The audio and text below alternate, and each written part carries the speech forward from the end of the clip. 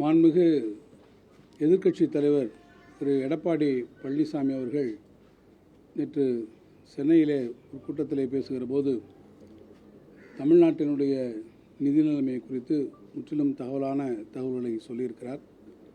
ஒரு பரபரப்பை உருவாக்க வேண்டும் என்பதற்காக ஏதோ தமிழ்நாட்டினுடைய நிதி நிலைமை திவாலாக போகிறது போன்ற அடிப்படையற்ற குற்றச்சாட்டுகளை ஒரு முன்னாள் முதலமைச்சராக இருந்தவர் வைத்திருப்பது வருந்தத்தக்கது மாத்திரமல்ல, என்னை பொறுத்தமட்டிலே வேடிக்கையாகவும் இருக்கிறது. காரணம், பொருளாதாரத்தை குறித்தும் நிதி மேலாண்மை குறித்தும் எந்த ஒரு அடிப்படை புரிதலும் இல்லாதவர்கள்தான் இப்படிப்பட்ட ஒரு அடிப்படையற்ற குற்றச்சாட்டுகளை கடன் அளவை பொறுத்தமட்டிலே அரசின் மீது வைக்க முடியும்.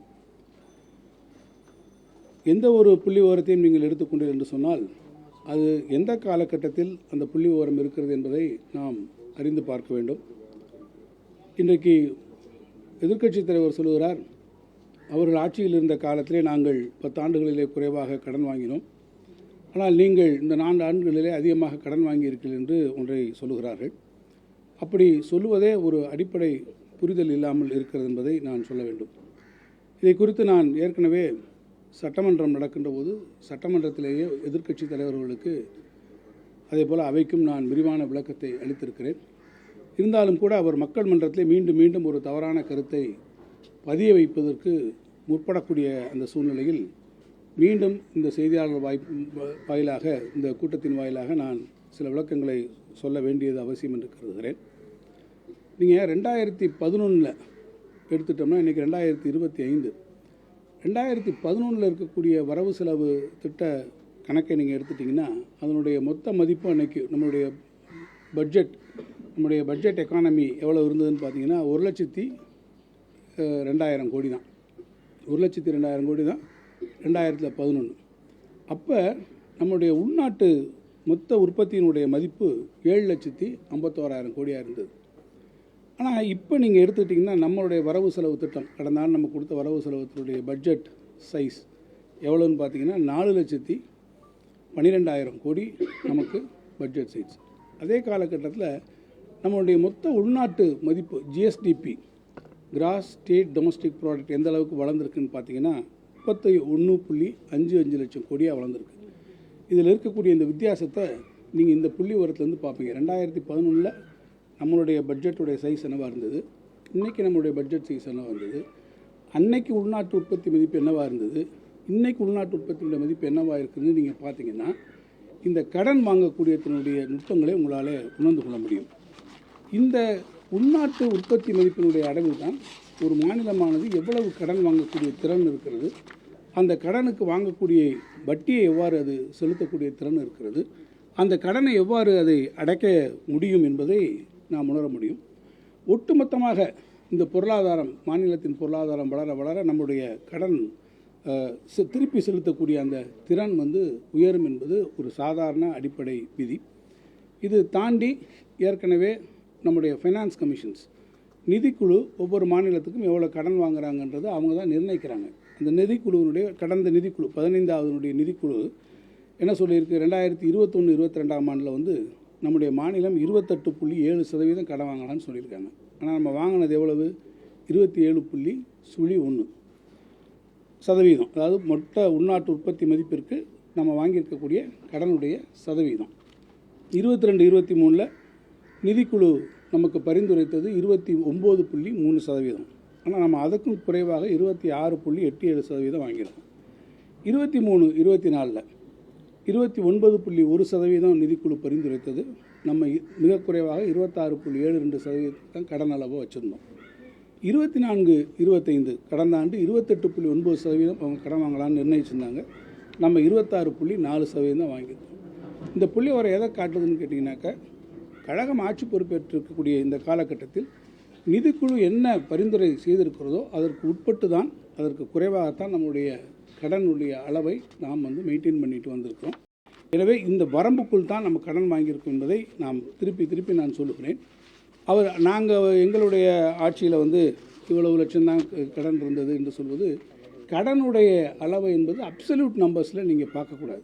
அப்சல்யூட் நம்பர்ஸில் கடனுடைய அளவை பார்க்கின்ற அந்த முறையே அடிப்படையில் அது தவறானது. ஆனால் அதற்கு நான் கொடுத்துருக்கக்கூடிய விளக்கம் அதை ஒட்டி தான் அமைந்திருக்கிறது. எனவே நாங்கள் 3 லட்சம் வாங்கலை, நீங்கள் 5 லட்சம் வாங்குறதுன்றதே இது கடன். ஆனால் கடன் யார் எல்லாரும் அவங்க கட்சியிலே அவர் ஒத்துக்கிறார், கடன் நாங்கள் வாங்கியிருக்கோம்னு ஒத்துக்கிறார். இந்தியாவிலே பெரிய பொருளாதாரமாக இருக்கக்கூடிய மகாராஷ்டிரா அவர்களும் கடன் வாங்கியிருக்கிறார். கடன் வாங்கக்கூடிய அந்த காலகட்டத்தில் வாங்கக்கூடிய கடனை எப்படி திருப்பி செலுத்த வேண்டும் என்பதும் வரம்புக்குள் நாம் கடன் வாங்கியிருக்கிறோமா என்பதுதான் மிகப்பெரிய முக்கியம். எனவே தமிழ்நாட்டினுடைய நிதி நிலைமை என்பது கட்டுக்குள் இருக்கிறது. அவரே ஒரு இடத்துல எங்களை பாராட்டி சொல்லியிருக்கிறாரு, நீங்கள் 1,10,000 கோடி அதிகமாக இந்த முறை வரி வசூல் பண்ணியிருக்கீங்கன்னு சொல்கிறாரு. அப்படின்னா அது என்ன காமிக்குது? நம்முடைய திறமையான நிதி மேலாண்மையை தமிழ்நாடு அரசு முன்னெடுத்திருக்கக்கூடிய நல்ல ஒரு இனிஷியேட்டிவ்ஸ், டெக்னாலஜிக்கல் இனிஷியேட்டிவ்ஸ் என்கின்ற வகையில் டேட்டா அனாலிட்டிக்ஸ்லாம் பண்ணி நம்ம எடுத்திருக்கக்கூடிய இந்த முயற்சிகளினுடைய காரணமாகத்தான் வணிக வரிகளுடைய அந்த சதவீதம் உயர்ந்திருக்கிறது. குறிப்பாக நம்முடைய வளர்ச்சி சதவீதம் என்பது 14% நமக்கு வந்திருப்பதற்கு நாம் எடுத்திருக்கக்கூடிய இந்த காரணம். அதே போல் பொதுவாக நிதி நிலைமையை கட்டுக்குள்ளே வைப்பதற்கு நாம் ஃபண்ட் ட்ராக்கிங் சிஸ்டம் நம்ம மெயின்டைன் பண்ணிகிட்ருக்கோம்.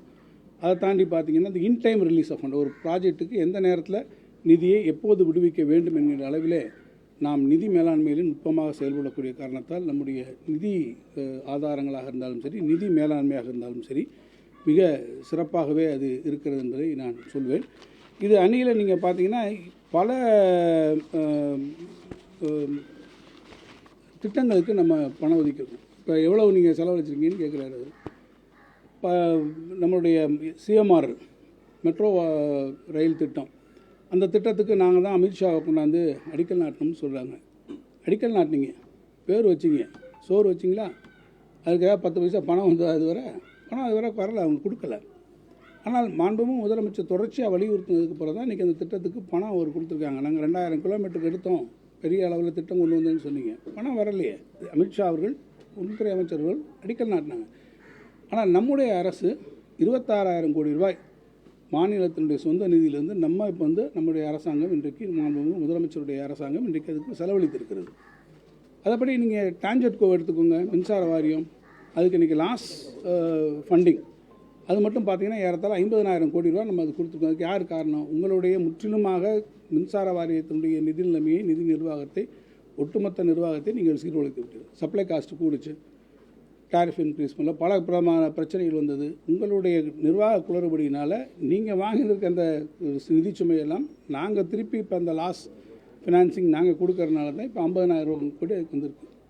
தொடர்ச்சியான இயற்கை பேரிடர்கள், இந்த பேரிடர்களில் வந்திருக்கக்கூடிய பணம் நம்ம தான் கொடுத்துருக்கோம். மத்திய அரசாங்கத்திலேருந்து ஒன்றுமே நமக்கு அதுக்கான இன்னும் பணம் வரல. வெறும் 276 கோடி ரூபா, அதுவும் நம்முடைய ஸ்டேட் டிசாஸ்டர் ரிலீஃப் ஃபண்ட்லேருந்து வரக்கூடிய தவணையிலேருந்து அவங்க கொடுத்துருக்குறாங்க. இது அந்நியில் பல்வேறு திட்டங்கள், புதிதான திட்டங்களுக்கு நம்ம பணம் கொடுத்துட்டே வரணும். அவங்ககிட்டருந்து ஒன்றிய அரசாங்கத்திலேருந்து வரக்கூடிய நிதி நமக்கு வந்து சேரல. சமரக்ஷ சிக்ஷா அபியானுக்கு வர வேண்டிய நிதி வரல. ஏறத்தாழ 2000 கோடிக்கு மேலே அந்த திட்டத்திற்காக ஒன்றிய அரசு நிதியை விடுவிக்கவில்லை. அதே போல் பிரதம மந்திரி வீடு கட்டும் திட்டத்தில் பார்த்திங்கன்னா நம்ம தான் இப்போ அதுக்கு அதிகமான பணம் கொடுக்குறோம். வேறு பிரதம மந்திரி வீடு கட்டும் திட்டமாக இருந்தாலும் சரி, அவங்க திட்டத்தோடைய இதே உயர்த்தலை. ஆனால் கலைஞர் வீடு வழங்கும் திட்டத்துக்கு பார்த்திங்கன்னா நம்ம இப்போ 3,80,000 கொடுக்குறோம்.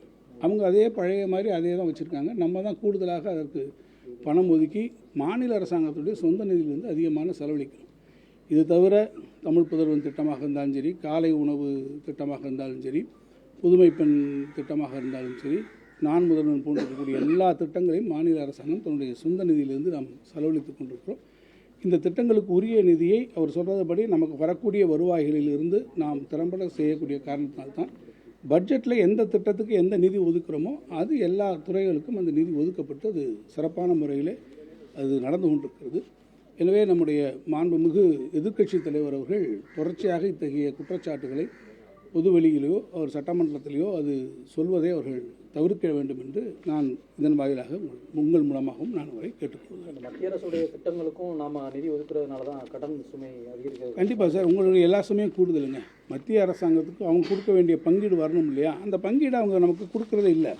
நான் ஏற்கனவே உங்களுக்கு சொன்னதுபடி பார்த்தீங்கன்னா நிறைய விஷயங்களில் நமக்கு அவங்க கொடுக்க வேண்டிய விஷயங்கள் கொடுக்கல நமக்கு. அதே மாதிரி இப்போ நீங்கள் இந்த வருஷம் இப்போ ஜிஎஸ்டி கொடுத்துருக்குறாங்க. எப்படி நிதி ஒதுக்கீடு வந்திருக்கிறது? மொத்த நிதி பகிர்வு டெவல்யூஷனில் கொடுக்கணும். அவங்க ஆளக்கூடிய மாநிலங்கள், அவங்களுடைய கூட்டணி கட்சி கூடிய ஆளக்கூடிய மாநிலங்கள் உத்தரப்பிரதேசம், மத்திய பிரதேசம், பீகார், போன்ற இருக்கக்கூடிய மாநிலங்களில் மொத்த நிதி பகிர்வில் 40% அவங்க வாங்கியிருக்காங்க. குறிப்பாக உத்தரப்பிரதேசத்துக்கு மாத்திரம் பார்த்திங்கன்னா 31,039 கோடி உத்தரப்பிரதேசத்துக்கு மட்டும் போயிருக்கு. பீகாருக்கு 17,403 கோடி, மத்திய பிரதேசத்திற்கு 13,582 கோடி போயிருக்கு. ஆனால் தென் மாநிலங்கள் தமிழ்நாடு, கேரளா, ஆந்திரா, கர்நாடகா போன்று இருக்கக்கூடிய இந்த மாநிலங்களில் 15% தான் நமக்கு அவங்க வந்து இந்த டெவல்யூஷனில் நிதி பகிர்வில் நமக்கு கிடச்சிருக்கு. இது ஒட்டுமொத்தமாக நமக்கு இந்த நான் சொல்லியிருக்கக்கூடிய தமிழ்நாடு, கேரளா, கர்நாடகா, ஆந்திரா இந்த மாநிலங்கள்லாம் சேர்த்து 27,336 கோடி தான் நமக்கு வந்திருக்கு. ஊபிக்கு கொடுத்துருக்க ஒரு இது வந்து 31,039 கோடி. நான் சொல்லியிருக்க 4 மாநிலங்களுக்கு சேர்த்து 27,316 கோடி.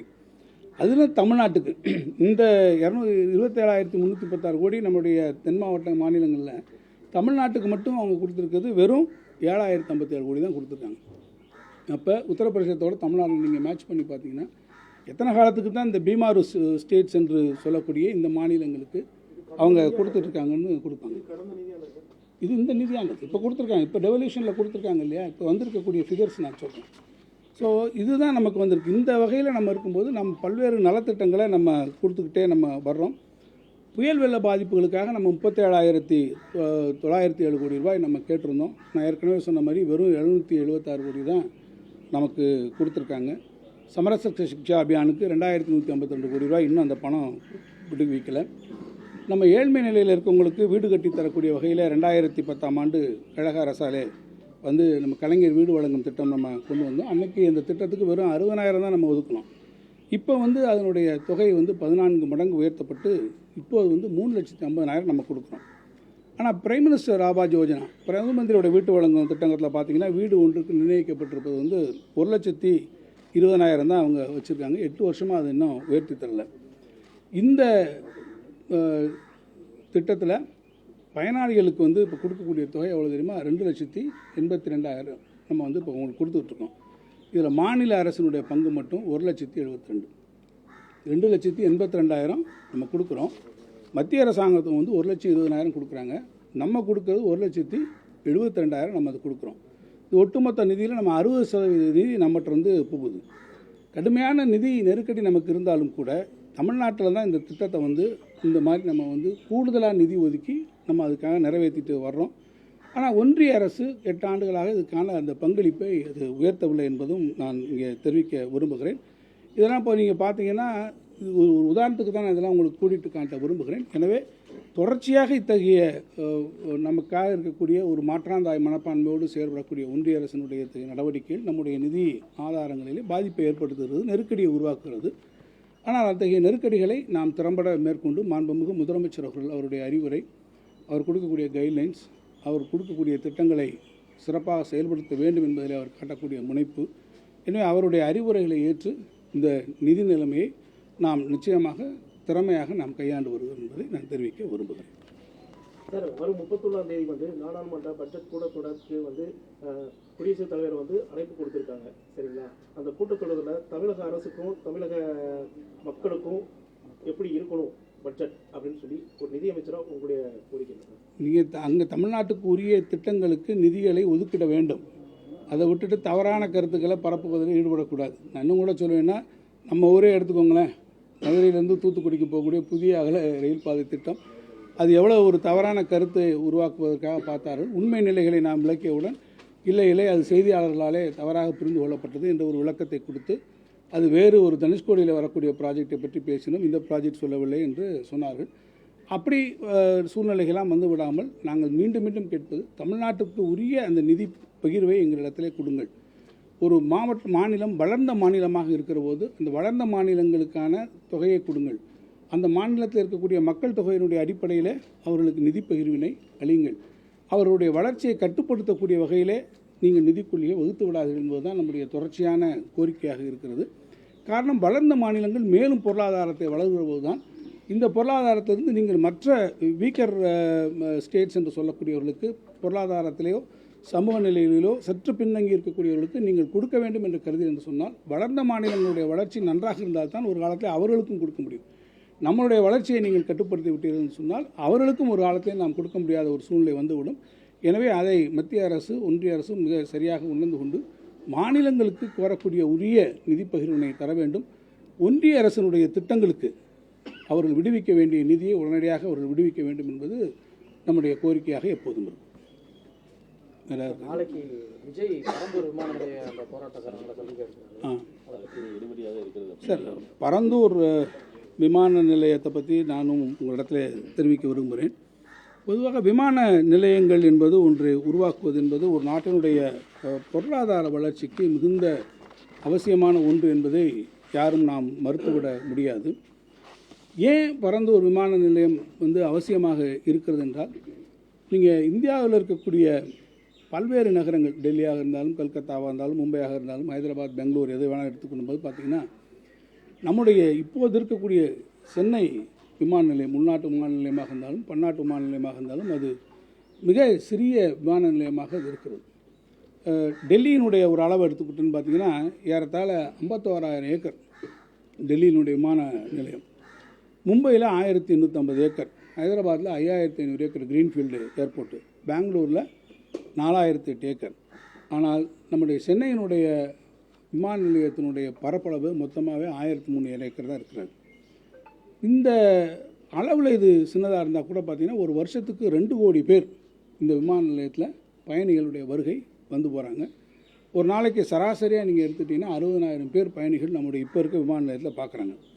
இன்றைக்கே இந்த சூழ்நிலையில் இன்னும் நீங்கள் ஒரு 7 வருஷத்தை பார்த்தீங்கன்னா, இது இன்றைக்கி இந்த 2.2 கோடி வரக்கூடிய இந்த பயணிகள் எண்ணிக்கை என்பது அடுத்து பார்த்திங்கன்னா 3.5 3.5 கோடியாக அது ஒரு வருடத்திற்கு அதிகரிக்கக்கூடிய வாய்ப்புகள் இருக்கிறது. அடுத்த 10 வருஷத்துக்கு நீங்கள் போனீங்கன்னா அதே இது பார்த்திங்கன்னா ஏறத்தாழ 8 கோடி பயனாளிகள் வருவார்கள் என்று மதிப்பிடப்படுகிறது. இவ்வளோ ஒரு பெரிய எஸ்டிமேட் இருக்கும்போது, சென்னையில் இருக்கக்கூடிய இந்த விமான நிலையத்தை நான் ஏற்கனவே சொன்ன வெறும் 1,300 ஏக்கர் தான் இருக்குது. நீங்கள் எவ்வளவு தான் அதை விரிவுபடுத்தினாலும் இந்த பயணிகளுடைய எண்ணிக்கையை முதல்ல அதில் சமாளிக்க முடியாது. தவிர இன்னொன்று பார்த்திங்கன்னா, சென்னை விமான நிலையத்தை சுற்றி உங்களுக்கே தெரியும், நிறைய வீடுகள், நகர்ப்புறங்கள் உருவாகிடுச்சு.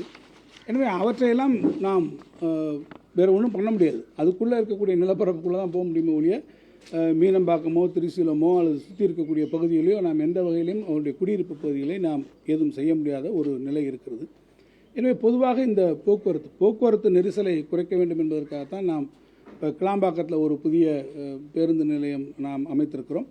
அதே மாதிரி போக்குவரத்து நெரிசல் அதிகமாக இருக்கக்கூடிய இடங்களில் வேறு பல நகரங்கள், கல்கத்தா போன்ற நகரங்கள்லாம் முன்னணியில் இருந்தால் கூட நம்மை பொறுத்த மட்டும் நம்ம ரொம்ப கம்மியாக தான் இருக்கும். 31வது இடத்துல இருக்கும். அது நமக்கு ஒரு சிறு ஆறுதலாக இருந்தாலும் கூட எதிர்காலத்தில் போக்குவரத்து நெரிசல்கள் மிக அதிகமாக வரும். அதனால் நம்ம பேசிக்காக நம்முடைய இன்ஃப்ராஸ்ட்ரக்சர், உள்கட்டமைப்பை மேம்படுத்துவது கழக ஆட்சியினுடைய மிக முக்கியமாக நோக்கமாக இருக்கிறது.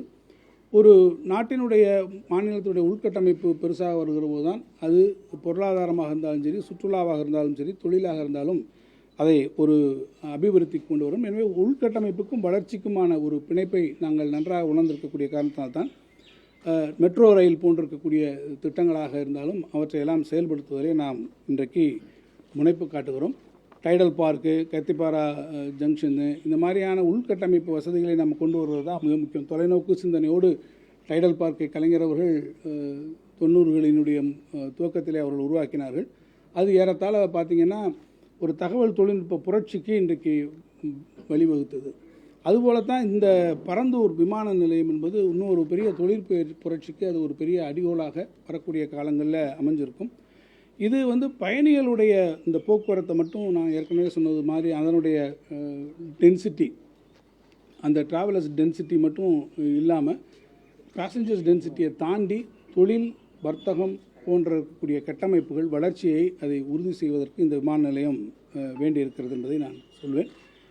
விஜய் போகிறத பற்றி உங்களுடைய அதான், நாளைக்கு விஜய் போகிறது யார் வேணாலும் போகலாம் சார். ஒரு அரசியல் கட்சியினுடைய தலைவர்கள் யார் வேண்டுமானாலும் போய் பொதுமக்களை சந்திப்பதெல்லாம்.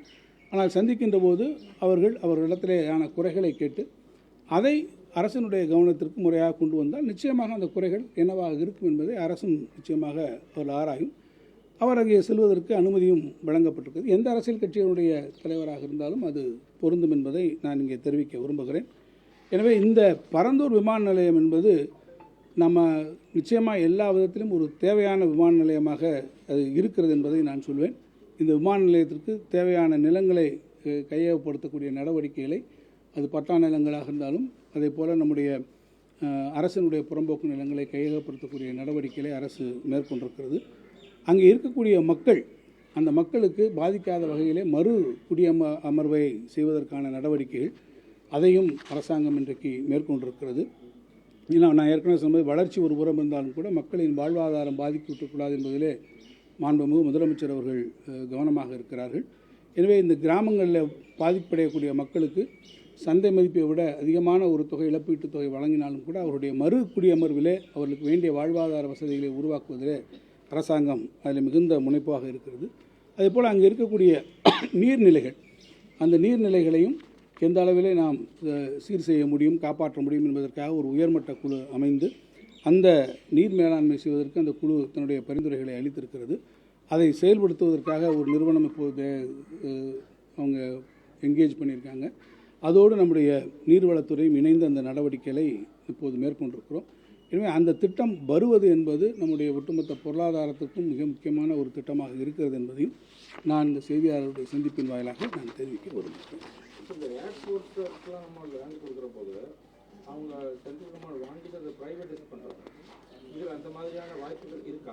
இல்லை சார், இதில் வந்து நம்ம பிபிபி மாடலில் போகலாம்னு ஒரு இது இருக்குது சார். அதுக்கான ஏற்கனவே நம்ம அதுக்கான இதெல்லாம் இன்ட்ரெஸ்ட் அவங்க சொல்லிகிட்டு இருக்காங்க. இதை எந்த வகையில் செயல்படுத்தலாம் என்பதை குறித்து அரசாங்கம் பரிசீலித்து கொண்டிருக்கு. இப்போ தான் இதனுடைய பூர்வாங்க நடவடிக்கைகளை நம்ம எடுத்துகிட்ருக்கோம். எந்த மாதிரி இந்த திட்டங்களை நம்ம செயல்படுத்த முடியும் என்பதை குறித்து அரசினுடைய தொழில்துறையினுடைய கவனத்திலே அது இருக்கிறது. இல்லை, அவங்க வந்து ஏற்கனவே நம்ம சொல்லியிருந்தோம். அது அவங்க லேண்டு கொடுக்குறதுல அவங்களுக்கான சில கன்சர்ன்ஸ் அதை சொல்லியிருக்கிறாங்க. அந்த கண்டிஷனோடு அவங்க போகும்போது பல இடங்கள், இப்போ கோயம்புத்தூர்லாம் நம்ம லேண்ட் அக்விசிஷன் போயிட்டதுக்கப்புறம் அது மேலும் விரிவுபடுத்த முடியாத ஒரு நிலை வந்தது. எனவே ஒன்றிய அரசினுடைய விமான போக்குவரத்து துறையோடு நாம் அதை பேசியிருக்கிறோம். அது நம்மளோட டிஸ்கஸ் பண்ணி செய்யுங்கன்னு அவங்ககிட்ட நம்ம சொல்லியிருக்கோம். சார், அப்சல்யூட் நம்பர்ஸில் பார்க்கக்கூடாதுன்னு சொல்கிறத ஏற்றுக்கொள்கிறோம் சார். ஆனால் தொடர்ந்து மத்திய அரசு நிதி தராத பட்சத்தில் நம்மளால் இதை சஸ்டெயின் பண்ண முடியுமா? அந்த கடனை சஸ்டெயின் பண்ண முடியும்? இன்னும் மேபி இன்னும் அனதர் 4-5 இயர்ஸ்க்கு நம்மள்கிட்ட வரக்கூடிய நிதி வராது. உங்களுடைய அந்த வரக்கூடிய அரசாங்கத்தினுடைய ஃபினான்ஷியல் ப்ரூடன்ஸ் சார்ந்திருக்கக்கூடிய விஷயங்கள் நம்ம ரொம்ப ப்ரூடண்ட்டாக இருக்கிறதுனால தான் இந்த நிதி நிலைமை இவ்வளவு நெருக்கடியான ஒரு நிலைமை இருக்கிறபோது கூட கடனை நாம் கட்டுக்குள்ளே வைத்திருக்கிறோம். நாம் அதிகமாக கடன் வாங்கலாம் என்று நிதிக்குழு நமக்கு அந்த ஒரு லிவரேஜ் கொடுத்திருந்தாலும் கூட நம்மளுடைய நிதி மேலாண்மையினுடைய காரணமாக நாம் வந்து மிக சிறப்பாக அதை கையாண்டக்கூடிய காரணத்தால் தான் அந்த மேக்ஸிமம் லிமிட்டுக்கு போகாமல் நம்ம அதை அவங்க சொல்லியிருக்க ப்ரிஸ்கிரைப்டு லிமிட்டை விட குறைவாகவே நம்ம கடன் வாங்கிட்டு இருக்கிறோம். எனவே எதிர்காலத்தில் வரக்கூடியதை ஒரு திறமையான நிதி நிர்வாகத்தின் மூலமாக, நிதி நுட்பத்தின் மூலமாக நம்ம செய்ய முடியும். நான் ஏற்கனவே சொன்ன மாதிரி புதிய உத்திகளை நம்ம கையாளணும். இப்போ பப்ளிக் ஃபண்ட் ட்ராக்கிங் சிஸ்டம்னு ஒன்று பண்ணுறோம். ஒரு ப்ராஜெக்ட்டுக்கு எந்த நேரத்தில் நீங்கள் பணம் விடுவிக்கணும் என்பதை நீங்கள் உறுதி செய்து கொள்வீர்கள் என்று சொன்னால் தேவையற்ற வட்டி செலவுகளை உங்களால் குறைக்க முடியும். இது போன்ற ஒரு அரசினுடைய தொடர் சஸ்டைன்ட் எஃபோர்ட்ஸ் இருந்தது சொன்னால் நிச்சயமாக அவற்றையெல்லாம் நாம் சமாளிக்கக்கூடிய ஒரு நிலையிலே அரசினுடைய நிதித்துறை இருக்குது. சார், இந்த கிருஷ்ணகிரி ஓசூர் விமான நிலையத்து அவருடைய நிலைமை இப்போ எப்படி சார்? அவங்க இப்போ கொடுத்துருக்கிறதுக்கான சைட் பார்த்துட்ருக்காங்க. அது ஏற்கனவே சொல்லியிருப்பதை போல் நல்ல முன்னேற்றம் அதில் வந்திருக்கிறது. ஓசூர் ஒரு வளர்ந்து வரக்கூடிய மிகப்பெரிய நகரமாக இருக்கிறது. பெங்களூரை ஒட்டி அது இருக்கக்கூடிய காரணத்தினால மிகப்பெரிய அதுக்கு தொழில் வளர்ச்சி. இன்றைக்கு நீங்கள் பார்த்தீங்கன்னா electronics and EV, electric vehicle மேனுஃபேக்சரிங்கில் போகக்கூடிய ஒரு பெரிய ஹப்பாக அது உருவாகி கொண்டு வந்திருக்கிறது. ஏகப்பட்ட பல்லாயிரக்கணக்கான பெண்களுக்கு வேலை வாய்ப்புகள் அங்கே உருவாகிறது. எனவே அதை மையப்படுத்தி ஒரு விமான நிலையம் வருவது ஒன்று பெங்களூருடைய நெரிசலையும் குறைக்கும், நம்மளுடைய தொழில் வளர்ச்சிக்கும் அது பெரிய அளவில் உதவி. இல்லை, அங்கே மக்கள் எதுவும் எதிர்ப்பு எதுவும் சொல்ல சார். ஏன் சார், உங்களுக்கு ஆசையாக இருக்கா? அப்படிலாம் ஒன்றும் இல்லை சார். ஃபர்னிச்சர் பார்க்குக்கான நிலம் ஒதுக்கப்பட்டிருக்கு. 2-3 கம்பெனிகள் வந்து அதில் இன்ட்ரெஸ்ட் காமிச்சிருக்காங்க. இதுக்கு நடுவில் வந்து இப்போ ஒரு புதிய கார் தொழிற்சாலை ஒன்று அங்கே அமைப்பதற்கு அந்த நிலங்கள் அங்கே சிப்காட்டில் எடுத்துகிட்டு இருக்கிறாங்க. இப்போ தென்மண்டலங்களில் வரக்கூடிய தொழில் முதலீடுகளை பொறுத்த மட்டும் பார்த்திங்கன்னா இந்த புதிய ஹைட்ரஜன் சார்ந்து இருக்கக்கூடிய நம்முடைய எரிசக்தியை உருவாக்குவதற்கு நம்ம பார்த்துருக்கு, சூரிய வெளி மின்சாரத்தை உருவாக்குவதற்கு நம்ம பெரிய ஹப்பாக அங்கே வந்துகிட்டு இருக்கு. நமக்கு அங்கே சார், அதிமுக கொண்டு வந்த அனைத்து திட்டங்களையும் திமுக அரசு முடக்கிவிட்டது. உதாரணத்துக்கு தாலிக்கு தங்கம் திட்டம் அப்படின்னு சொல்லியிருக்காங்க. இதுக்கு ஏற்கனவே பல இடங்கள்ல நம்ம விளக்கம் சொல்லி நாங்கள் அழுத்து போயிட்டோம் சார். அந்த திட்டத்தை யாருமே முடக்கலை. அந்த திட்டத்தை ஏன் முடக்கலை? அவங்க ஏன் அதில் எத்தனை லட்சம் பேருக்கு அதை வச்சுட்டு போயிட்டாங்க? அவங்க கொடுக்கணும்னு ஆசைப்பட்டிருந்தாங்கன்னா அந்த திட்டம் அவங்ககிட்ட இருக்கும்போதே எல்லா அப்ளிகேஷனையும் அவங்க கொடுத்துருக்கலாம். ஆனால் அவங்க யாருக்கும் அவங்க ஆட்சியில் வந்திருக்கக்கூடிய அப்ளிகேஷன்ஸுக்கு எதுக்குமே கொடுக்காம நிறைய அப்ளிகேஷன் கிட்டத்தட்ட ஆயிரக்கணக்கான அப்ளிகேஷனுக்கு அவங்க கொடுக்காம வைத்து விட்டு இன்றைக்கு எங்களை சொல்லுகிறார்கள். அதிலே பார்த்திங்கன்னா மற்ற திட்டங்கள்லாம் இருக்கக்கூடிய அது அந்த தாலிக்கு தங்கம் வழங்கக்கூடிய திட்டம் அது இன்னும் நடைமுறையில் இருக்குது. இவங்க நிலுவையில் வச்சுட்டு போனதை திருப்பி கொடுக்க முடியாதவர்கள் இன்றைக்கு எங்களை குற்றம் சொல்கிறார்கள். அது மிக சிறந்த வகையில் இன்னொருத்தருக்கு உண்மையிலேயே அந்த பெண்களுக்கு கல்விக்கு பயன்படக்கூடிய வகையிலே அந்த புதுமை பெண் திட்டத்தின் செயல்படுத்தும். டான்ஜெட்கோ டாரிஃப் 2-3 முறை ஏற்றிருக்கோம் சார். ஏற்றுற பின்னாலையும் இன்னும் கடன் குறையலை அப்படின்றாங்களே. இல்லை, கடன்றது நீங்கள் டாரிஃபை எந்த அளவுக்கு தான் சொல்கிறோம்ல சார், மக்களுடைய சுமையையும் நம்ம பார்க்கணும் இல்லையா? ஒரு நல்ல அரசாங்கம் எல்லாம் உடனே ஒரே நாளில் எல்லாத்தையும் முடிச்சிடலாம், ஒரே நாளில் ஒரு குவாண்டம் ஜம்ப் கொடுக்கறதுன்றது முடியாது. மக்களுடைய எந்த அளவில் இருக்கிறாங்க, எந்த அளவுக்கு பண்ண முடியும், பக்கத்து மாநிலங்களில் என்ன வருது, நம்ம எவ்வளோ தூரம் பிடிக்கும், நம்முடைய தொழில் எப்படி சார்ந்திருக்கிறது, எந்த அளவில் நம்ம அவங்களால அந்த டாரிஃபை கூட்ட முடியுன்றதுக்கு ஒரு கணக்கு இருக்குது. அது மக்கள் பாதிக்காத அளவில் செய்ய வேண்டிய பொறுப்பும் அரசாங்கத்துக்கும் இருக்கிறது, மின்சார வாரியத்துக்கும் இருக்கிறது. அதை பொறுத்த மட்டும் அந்த ரெகுலேட்டரி அத்தாரிட்டி தான் அதை நம்மளுடைய இதை வச்சு அது பண்ண வேண்டியது. அது நிர்ணயிக்கக்கூடிய பொறுப்பு அது ரெகுலேட்டரி அத்தாரிட்டிக்கு அது இருக்குது. Right, thank you. நன்றி சார், நன்றி.